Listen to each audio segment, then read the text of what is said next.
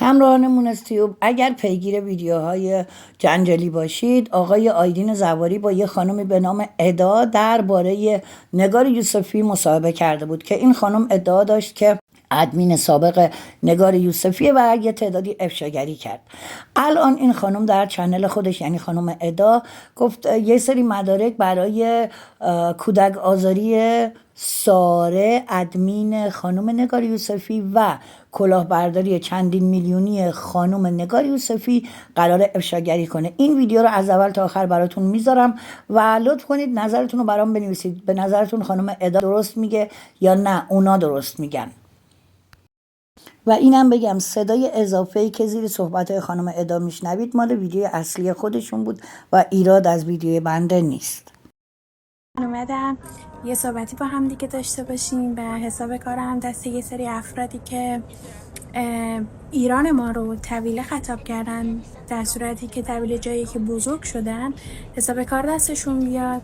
من که مدرکش رو میذارم که گفتن و یه صحبتی با شما داشته باشیم که شما هم خیلی چیزا رو در جریان قرار بدید. پشبند مصاحبه من خانم مینا خانی اومدن استوری گذاشتن که مثل اینکه آقای پژمان بهروزی عقب نشینی کردن و با یه پست حمایت از زنان دیگه زن ستیزی زن حساب نمیشه و ما نمیتونیم کاری بکنیم.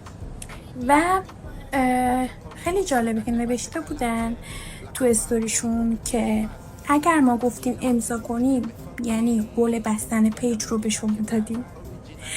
بابا خودتون حداقل خودتون رو نقض نکنید اولا. دوما اینکه حالا میخوام به یه سری چیزایی بپردازم که واقعا خنده داره و شاید فقط از عقلهای نداشته شما و مغز کوچیکتون بشه که این حرفا زده بشه، نه اینکه مردم فهیم ایران بخوان باورش کنن. خودتون که میدونید اون امضاها اصلا برای بستن پیجی نبود اولا. دوم اینکه اومدید به مردم اینو گفتید و حالا میخواید پولشون بزنید که طرف عقب نشینی کرده و خب ممکنه که اصلا نشه. و اگر ما گفتیم امضا کنید مگه قول بستن پیج رو به شما دادیم؟ معلومه که نمیتونن این کار کنن چون اصلا رادیو زمانه ربطی به این موضوع نداره و من بهش پرداختم. الان نمیپردازم و میخوام به موضوعات مهمتری بپردازم. و اینکه بعد یه مدت زمان کوتاهی استوریشون برداشته میشه و خانم ساره دوباره تلاش میکنه که امضاها رو جمع کنه به خاطر اینکه اصلا کارشون برای گرفتن امضاها بوده. و اینکه بیان چجوری به مردم این رو بفهمونن یا بخوان ترس مردم رو بریزن و از آگاه شدن مردم بخوان ذهنشون رو غافل کنن که نه اینطوری نیست، نه ترسید، ما که از شما هویت نمیخوایم و این داستانا و بشینن با نگار فکر کنن که چیکار کنن و این رو چجوری به مردم بگن که نه مشکلی نداره و بخواید ادامه بدن این امضاها رو، در صورت اینکه مشکل داره. هر کسی که توی اون سایت رادیو زمانه امضایی رو انجام بده، من توضیحاتش رو دادم تو مصاحبه‌ام و گفتم که به چه منوال هست و مشکل داره و قابل ردیابی هست و حالا بهتون میگم که این ردیابی چجوریه. و شما هم بهتره که اگر خودتون خر هستید مردم رو خر فرض نکنید، چون کسی هست که بخواد مردم رو آگاه کنه. بچه من الان با ساره قفل شد با ساره رو ایرم بعد همینجوری که داشتیم صحبت میکردیم گفتم ساره بابا بیا یه جوری ثابت کنیم که اصلا این امضاها همچین چیزی نبوده. گفت خب چیکار کنیم؟ من استوری گذاشتم گفتم خب منم گفتم فایده نداره بیا اسکرین رکورد کن. داشت اسکرین رکورد میکرد به خودم و خودش فحش میداد، میگفت ما چرا تا الان این به ذهنمون نرسید. اسکرین رکورد کرده از همون سایتی که گذاشتیم برای بستن پیج اون ملعون. الان واسهتون میذارمش. بعد بهشون بگو آقا با هر اسمی با هر ایمیل الکی برید اونجا الکی یه چیزی بنویسید آخرش بنویسید @gmail.com. بعد هر اسمی میخواید هر شهری میخواید شما میتونید انتخاب کنید و امضا کنید. یعنی اصلا مهم نیست مشخصات واقعا چیزای شخصی خودتون رو بدید. آخه یه جوری میگن انگار مثلا احراز هویت. بگو. میگم آخه یه جوری میگن انگار مثلا ما عکس شناسنامه و پاسپورت خواستیم، کد ملی خواستیم، شماره تلفن چی خواستیم؟ بابا هر ایمیلی که دلت میخواد بذار یه دونه اونجا امضا کنیدم بزنید بره، تموم شد رفت. یعنی این شیش در سواد نداره، اینو باید بفرستیم از نهضت شروع کنیم. واقعا بی سواده متاسفانه. مثل اینکه شنیدم میگن اگر با هویت الکی ایمیل ساختگی یا اسم ایمیل الکی و هویت ساختگی امضا بزنید مشکلی پیش نمیاد، ما که از شما هویتی نخواستیم و این داستانا. فکر نمی کنم این شکلی باشه، به خاطر اینکه عزیز من شما سواد نداری، نمیخواد مردم رو بی سواد فکر کنی که مردم بی سوادن. این خبرها نیست اینجا. عزیزای من شما با هر ایمیلی که بزنید، هر مشخصاتی که بدید، حتی به غلط، آی پی تلفن همراه شما کاملا میتونه که ردگیری بشه و سازمان‌های ایران این رو به راحتی، هر سازمانی که بخواد دسترسی پیدا کنه میتونه از آیدی اون تلفن که بروزری که ثبت شده ردیابی کنه و شما رو شناسایی کنه. اصلا ربطی نداره شما بخوای واقعی بزنی یا یه چیز فیک بزنی، اسمتو فیک بزنی یا ایمیلتو فیک بزنی، مهم اون بروزری که ثبت میشه. مثل یه لیوانی میمونه که شما اثر انگشتت روش میمونه، حالا بذار جلوی یکی دیگه بگو مال اونه. اثر انگشت شما ثبت شده، رو بروزر شما ثبت میشه این موضوع. به همچین چیزی دیگه دروغ نگید دیگه. من میدونم میخواین ماسمالی کنید، متوجه ماسمالی کردنتون هستم، ولی دیگه خودتون خرید مردم رو که دیگه خر فرض نکنید. البته چیزای دیگه هم شنیدم که میگن مثل این که ما پول گرفتیم که بیایم صحبت کنیم. ببین منو با خودت یکی نکن. همه مثل تو برای پول کار نمی کنن، مثل شماها برای پول کار نمی کنن، گوشنه پول نیستن. ما دنبال صداقتیم، چیزی که شما اصلا ازش بو نبردید و برای بالا رفتن خودتون حاضرین همه رو قربانی کنید، همه رو طبق گفته خودت هم نمیتونی انکارش کنی چون میذارم. و برمیگردید میگید که هیچکی برای من مهم. معلومه که کسی برای تو مهم نیست، معلومه که کسی برای تو مهم نیست، ولی ما رو با خودت یکی ندون. خیلی فرق بین ما و شما. من یه دختر ایرانیم اما تو هیچ بویی نبردی، فقط از ایران اسمشو بلدی که اونم به دهنت اضافیه، زیادی به دهنت گنده است، به دهن همتون. نگاه یوسفی کلی حق و ناحق کردی، نه دیگه تو میتونی جلوی دهن منو بگیری، نه اون ساره پشتت، نه میتونیدم جلوم وایسید. اسمم هم هر کی میخواین بذارین، اما من کسیم که اجازه نمیدم از کشورم و مردم کشورم امثال شماها مفبری کنه. ببین به شماها نمیرسه، اوکیه؟ و مثل اینکه خانم نگار یوسفی، اسمتو میبرم، کاملا میبرم، نگار یوسفی یه رویدادی رو داره پیش میبره و داره میره جلو که برنامهش چیه؟ 65 نفر اسپانسر که نفری 50 میلیون باید بدن به این خانوم که این خانوم میگه 30 من به شما فالوور میدم و بعد که ازشون میپرسیم که تضمین داره که شما 30 فالوور رو میدی، میگن نه تضمینی نیست. پس اگر تضمینی نیست شما اون 50 میلیون رو به چه علت باید از 65 نفر بگیری، بدزدی، کلاه برداری کنی که اولین رویدادت رو بخوای ببری جلو و 30 فالوور بدی برای 30 50 میلیون و تازه اون 50 میلیون هم هیچ تضمینی نداره که اون 30 کارم بدی. یعنی ممکنه مردم برای اون جوایزی که شما به دروغ داری میگید که ما اون جوایز رو گذاشتیم و برای قرعه کشی بیاید ثبت نام کنید، فالو کنید این افرادو، بعدش آنفالو نشن و شما باز هم با هر سناریویی داری پیش میری واسه پول. جالبه سارا اومده میگه بعد مصاحبه‌ای که من با آیدین زواری داشتم اینا آدم‌های خطرناکی هستن. از کجا میدونی؟ و بعد اومده یه سناریو سازی میکنه که آره جون نگار ممکنه در خطر باشه. ببین این نقشه ها مال قبلنا بود و بعد یه جایی میان میگن که ممکنه نگار رو در سینماها ببینید، شاید. ببین پلنای شما رو که من میدونم چیه، اما به اونجا نمیرسه. اگرم برسه سینه خیز برمیگردید. فکر کنم تونستم بهت برسونم.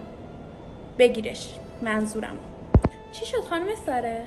فشاری شده بودی؟ میخواستی ویدیو یوتیوب بذاری؟ نذاشتی. ازت پرسیدن چرا نذاشتی؟ گفتی میخوام یه مصاحبه بکنم، منتظر باشید. خیلی وقت منتظری ما، چرا خبری ازت نیست؟ ببین، هر کاری کنی منو نه از سر راتون میتونید بردارید، نه من دیگه دهنم بسته میمونه. هر چی که باشه رو به ملت قراره بگم. قراره اون روی واقعی شما نشون داده بشه و اون حق و ناحق هایی که کردید. من اصلا متوجه این نمیشم. یه سری افراد میان میگن فمینیست، میان میگن حامی زنان بودن. بابا تو اول برو یاد بگیر حامی زنان چی هست، اصلا موضوع چیه، فمینیست بودن چیه، بعد بیایید اظهار نظر کنید. فمینیست و حامی زنان بودن یعنی همه زنها، همه دخترها، همه جوره، حتی اگه بد باشن. یعنی هیچ شخص جداگونه‌ای وجود نداره، همه زنها، همه دخترها. ولی شما چرا سلیقه‌ای میبینینش؟ اصلا چیزی که اصلا وجود نداره. این دختر میشه، این زن نمیشه، این زن میشه، این دختر نمیشه. تو تعیین میکنی، شماها تعیین میکنید اینو. فمینیست بودن این نیست. الحق که شماها اصلا نیستید، فقط اداشو در میارید و این یه بازیتونه، یعنی کاور بازیه که شما راه انداختید. بچه‌ها یه واقعیتی بذارید اینجا بهتون بگم. من انقدر که هیچ اطلاعاتی راجع به فمینیست بودن نداشتم و انقدر مثلا راجع به فمینیست بودن بعضی جاها بد میشنیدم، مثلا فکر میکردم که فمینیست یعنی زن سالاری. بعد یه جا اتفاقا بعد عشق ابدی با یه خانومی داشتم صحبت میکردم، برگشت گفت آره راجع به فمینیست بودن و اینا. گفتم ببین من اصلا آدم فمینیست نیستم، فقط میگم زن و مرد برابرن. دیدم کلی بهم خندید، نگار آبروم رفت. بعد یارو هم مثلا آدم سرشناسی بود، گفتش که نگار جان فمینیست ها هم همینو میگن، برابری حقوق زنان و مردان. گفتم واقعا؟ گفت آره. چرا چیزی اونم دقیقاً فکر کنم به همین خاطر بود. چرا؟ چون اینقدر اسم فمینیست آره اومدن چیز کردن، آدما دیگه میترسن که بگن ما فمینیست. حرف میزنید از حامی زنان بودن. بس دیگه بابا، این کاورم خیلی دیگه لوس شد. نه به زن تیزی، نه به فلان. اصلا خودتون میبینید تو کدوم جایگاه هستید؟ شما خودتون زن ستیزترینید. اصلا متوجه نمیشید که هیچ ربطی نداره آقا این دختره این زن، اصلا ربطی نداره. همه شامل میشن، همه دختران و زنان. تو رو خدا چرت و پرت نگید تحویل مردم بدید. خودتون مغزتون کوچیکه، عقل ندارید. همه رو فکر نکنید که عقل ندارن. خانم نگار یوسفی که الان کسی تایپت نیست، ای وای، شما همونی بودی که با ساره تو اربیل تو همون کلابای شبانه بودی و منتظر بودی انتخابت کنن. دیگه حرف از این نزن که کسی تایپم نیست. تو خودت اونجا میشستی که انتخاب بشی. خانم نگار یوسفی اومده اعلام میکنه من که سیاسی نیستم. من اصلا نمیدونم چی خلق. بابا ادا بازی که نیومدی، حداقل اسمشو ببر، بگو نیستم، که هستید. اما حرف اینجاست که تو میگی سیاسی نیستم.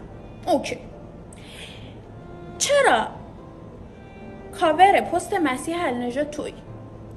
چرا کمپینایی که شما را انداختید تا BBC و اینترنشنال رفت؟ چرا از همه مهمتر، چرا تو مگه نمیدونستی ساره سیاسیه، اونم با چه کارنامه سیاهی؟ خب و اتهاماتش که ثابت شده هم هست میدونی و الان هم تبرئه نشده، وثیقه گذاشته و فرار کرد، یعنی بردنش، همون چیزایی که گذاشتم مدارکشم. تو که میدونستی این کیه، چرا کردی ادمین کانال تلگرامیت؟ چرا با مردم مرتبطش گذاشتی؟ چرا همه چی تو دادی دست اون؟ چرا همه چی زندگی الان دست اونه؟ همه برنامه‌هاتو اون پیش میبره. قول و قراراتون بگم قراره چه کارهایی بکنید. ببین خانم نگار یوسفی، گفتی اسممو ببر، اسمت رو میبرم، کامل هم میبرم. خانم نگار یوسفی، اینجاها آنتن نمیده، این کارهایی که تو داری میکنی. منتظر تقاص ناحقیایی که کردی باش. و اینکه خودت هم مظلوم نمایی نکن خانم مظلوم نما، ملکه گدایان. خب تو ملکه که هیچ، ملکه گدایانی. اوکی؟ به الکی نه یا بگو من نیستم، من فلان نیستم، یا بزنی بخنده. چیزیه که مشخص شده، چیزیه که مشخص هم میشه و نمیتونی ازش فرار کنی، چون تو میدونستی ساره کیو گذاشتیش و میدونی داره چه کارهایی میکنه و داری همراهیش میکنی. شماها همه کارتون با پلن بود و همه این پلن ها رو میشه. بترس از روزی که باید با محبوبیتت خداحافظی کنی و سلام به منفوریتت کنی. اینو هیچ وقت یادت نره. این جمله رو نگار یوسفی هیچ وقت یادت نره. خانم ساره، یه یادآوری هم من برات بکنم که تو حتی صلاحیت مادر بودن هم نداری. درسته که 2 بچه داری با اینکه لزبیانی، اما تو همونی هستی که دست بچه نوزاد سیگار دادی و این جزو کودک آزاری حساب میشه و من این رو از سازمان یونیسف هم پیگیری خواهم کرد که تو به چه حقی دست یک بچه نوزاد که بچه خودت هست سیگار میذاری لای انگشتش و بعد شیرش میکنی تو فیسبوک و مینویسی شکار لحظه ها. شکار لحظه ها یعنی چی؟ یعنی این لحظه ها زیاد اتفاق افتاده ولی این یکی از شکاراش بوده. و یک بچه نوزاد تو نمیتونی بیای ادعا بکنی که خودش برداشته. نه، بچه نوزاد بخواد چیزی رو برداره اینجوری با مشت برمیداره، نه بره لای انگشتاش. خب پس تو خودت مصداق یک کودک آزار، یک بیشرف، یک مادر پست و رذیل واقعا باید توف کرد فقط تو صورتت. و اینکه این مردم شاید خیلی اون روای تو رو ندیدن که با یه بچه نوزاد چی کار کردی، ولی من نشون میدم. خانم ساره‌ای که میای و شما نگار که ازش دفاع میکنی، که میاید میگید که جایگاه زن، جایگاه مادر، شما اصلا بو بردید از انسانیت که حالا بخواید دم از حامی زنان و حامی مادران بزنید. و من قضاوت و واکنش این موضوع رو به شما مردم عزیز میسپرم که شما خودتون واکنشتون نسبت به این موضوع و میتونم بگم مصداق کودک آزاری که هیچ جای جهان درست نیست، بالاخص ما که فرهنگی داریم که اصلا همچین چیزی رو قبول نداره، که یک سری افراد نیان وقتی که خودشون کودک آزارن، لیاقت مادری ندارن و جایگاه مادر رو نمیشناسن، دم از جایگاه مادر بزنن، دم از حقوق زنان و حامی زنان بزنن. و اینکه این قضاوت رو میسپرم به شما. شما میتونید خودتون رو هر چی که هستید فرض کنید، اما مردم رو نه. و قراره اینجا به یه موضوعی اشاره کنم که همونطوری که شما به شعور مخاطب توهین کردید، داخل برنامه با سناریو پیش رفتید، مسئولی بود که به شما آمار بده و راپورت بده و بعد از اینکه متوجه شدن اخراجش کنن و این موضوع رو بچهای داخل اونجا متوجه شدن و نگار مجبور شد که عقب نشینی کنه و خودش رو کاندید حذف اعلام کنه و بیاد بیرون که شما شروع کنید کارهای سفید کردن و نمیدونم این داستانا. مگر نه نگار همونقدر میتونست معفور بمونه. و اگر بچه‌ها شرافت به خرج دادن به خاطر اینکه بهشون زنگ‌هایی زده میشد که نذارید، بالاخره با هم دیگه اونجا بودید و اینها، و بچه‌ها نذاشتن، شماها با همون بیشرفی به همین افراد حمله کردید و اینها رو وارد بازی کردید، بهشون هیت دادید، ترسوندید، این کارو کردید، اون کارو کردید، که چی؟ زن ستیزی کردید خودتون و یه چیز رو بولد کردید که نه یکی دیگه کرد. کارایی رو کردید و پشت بندش یه سری چیزا رو اومدید مطرح کردن و میشه گفت مظلومیت خریدن و کارایی که از خودتون پنهان کردن. ولی دیگه اینجا آخر راهه، یعنی هر چقدر ادامه بدید، هر چقدر بچرخید، میچرخم تا بچرخید. اوکی؟ پس دیگه به نظرم تلاشی نکنید، چون هر تلاشی بکنید همونقدر 2 برابرش تلاش میکنن که چهره واقعیتون رو کنن. آقای مسعود اومده ادعا میکنه که استعفا داده وسطای برنامه. چرا باید استعفا بدی؟ نه دیگه نشد. دروغ نگیم حداقل به مردم. میدونم خیلی با شعور مخاطب بازی کردی دیگه، حالا هم دروغ نگید دیگه بهشون. اخراج شدی به خاطر اینکه متوجه شده بودن راپورت میدی همه، چه پشت صحنه چه داخل صحنه. و این هم بگم دنبال سفید کردن خودتون نباشید. منم دنبال سفید کردن کسی نیستم، ولی فقط میخوام واقعیت چهره شما و سیاه بودن کارنامه و چهره شما رو نشون بدم، چیزی که باید بالاخره مردم بفهمن. من اینجا نمیخوام از کسی حمایت کنم و بارها هم گفتم، تو مصاحبه‌ام هم گفتم، من فن هیچ کسی نیستم، اما به شدت طرف حق و عدالتم و اگر ببینم جایی داره ناحقی میشه یه جوری وای میستم که هیچ جوره نتونن منو از راشون کنار بدن. پس بدون با کسی طرفی، خانم نگار یوسفی و خانم ساره، که دیگه این کارهایی که تا الان کردی دیگه آنتن نمیده، چون دیگه دهن من باز شده و به خاطر همین بهتون توصیه میکنم دیگه دست و پا نذارید تو همون لجنزاری که خودتون درست کردید و خواستید مردم رو ببرید توش، ولی قراره که مردم آگاه بشن و بدونن شماها چی کار کردید. شرافت میدونید چیه؟ چیزی که شماها ندارید. نه شرافت دارید نه اصالت دارید. اما من اصالتم یه دختر ایرانیه و اجازه نمیدم بی‌شرفای این شماها بخوان از ایران و ایرانی سوء استفاده کنن و مفبری کنن. خانم ساره، رفتی نشستی اونور، قلادت و اربابات گرفتن این کارو بکن اون کارو بکن، نگارم کردی مشروعیتشو واسه خودت پوان و دارید با هم میبرید جلو، ولی من نمیذارم و این اتفاق نمیفته. خودتو جمع جور کن، هم تو هم شما خانم نگار یوسف.